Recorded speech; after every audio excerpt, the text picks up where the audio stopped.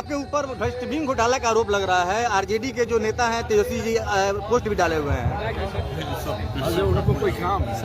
ऐसे ऐसे लोगों के लिए मात्र एक शब्द, ये लोग जो है ना वो खोज रहा है बिहार में बढ़िया से वो चौकस प्रोटेस्ट जिसको ऑर्गेनाइज करे बिहार के लोग और इन लोगों का मियाज दुरुस्त कर दे एकदम शांतिपूर्ण प्रोटेस्ट करके, तब जाके ये लोग मानेगा ना।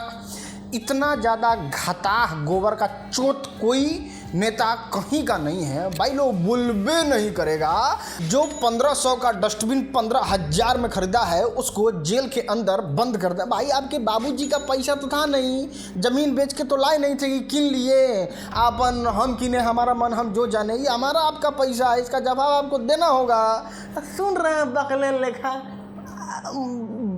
वोट लेने के बेरी तो सबसे तेजा ये लोग रहता है, और जब किसी घोटाला में नाम आ जाए तो एक्सप्लेनेशन देने के बेरी सबसे बैल बुद्धि घताह गोबर यही लोग बन जाता है। जानते हैं इसको कहते हैं जीरो जवाबदेही, जीरो रिस्पॉन्सिबिलिटी।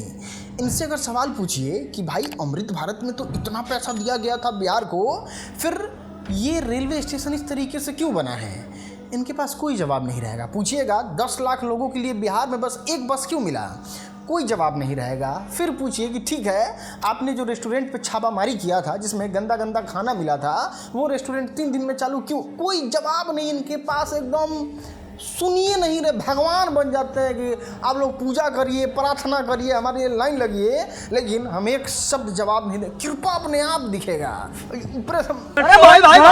जितने भी नेताजी लोग घोटालेबाज हैं उनसे सीधे शब्द में कहना चाहते हैं कि आप सुधर जाइए और जो जो घोटाला किए हैं उसका जवाब दीजिए, क्योंकि देख लीजिए आपके सामने किस तरीके से 10-10 साल 12-12 साल के बच्चे एकदम क्रांति कर दिए हैं। तो फिर बूढ़े लोगों का, जवान लोगों का और हम लोग जैसे जिंजी के सब्र का इंतहा मत लीजिए, नहीं तो फिर जब विकराल रूप धरेगा तो फिर हाथ मिलाते फिरिएगा, रिक्वेस्ट करते फिरिएगा कि ना आप लोग जो कहिएगा वो तो होबे करेगा। अरे आप ही लोग का तो सरकार है, अरे आप ही लोग तो पैसा दिए हुए हैं।